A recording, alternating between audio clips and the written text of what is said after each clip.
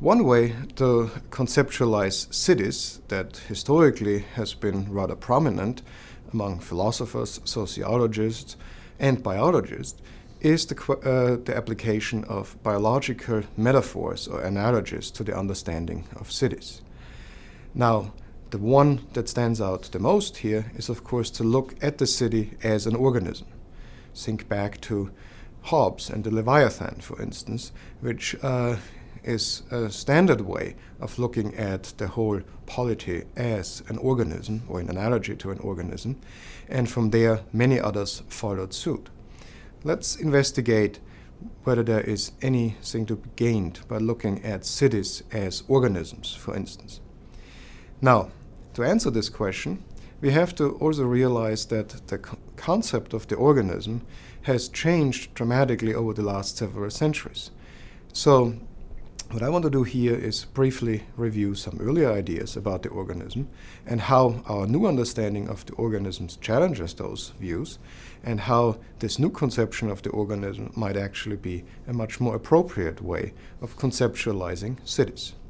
Traditionally, an organism has been considered to be an individual, and as an individual more or less with a central control. So if you look at us as an organism, as a prime example of an organism, the fact that our nervous system seems to control most of our bodily functions points to the fact that organisms are characterized by centralized control.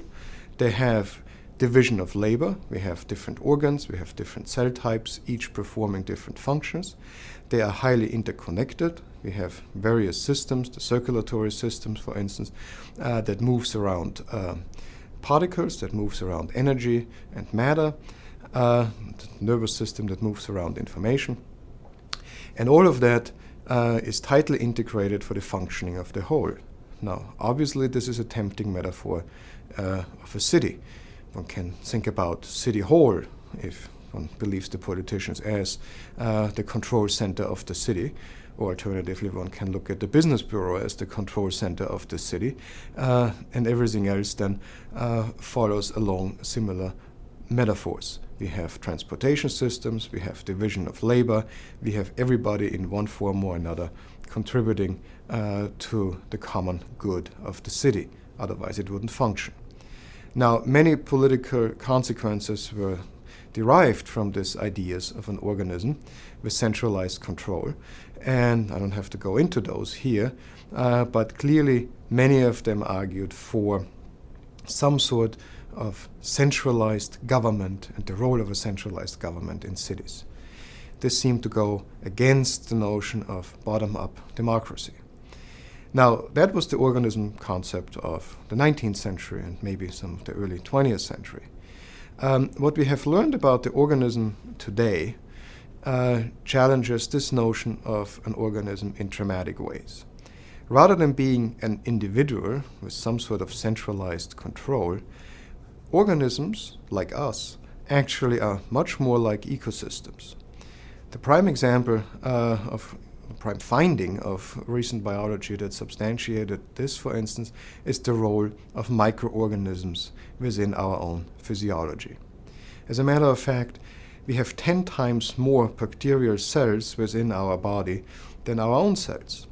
And not only do those bacteria live within our body, they also contribute essential functions, even to the degree that a lot of the genetic information that is necessary for our basic metabolic processes to function, that allows us to digest food, for example, does not reside within our own genome, but resides within the genome of those bacteria. It's called the microbiome of every individual.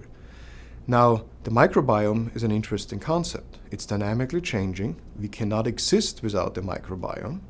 It gets passed on from parents to offspring, and it has been implicated in many diseases such as obesity, diabetes, and others. So if you think about organisms in that way, that they are basically the consequence of an interaction between many independent players, then the notion of centralized control soon disappears.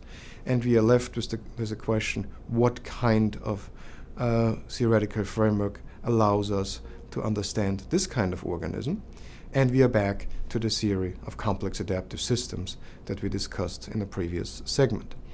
So in that sense, the metaphor of an organism might still apply to the city. It is, after all, a very appealing and intuitive metaphor, but it's not your grandfather's organism, so to speak. Rather, it's a much more dynamic and interactive organism concept that is derived from the insights of modern biology.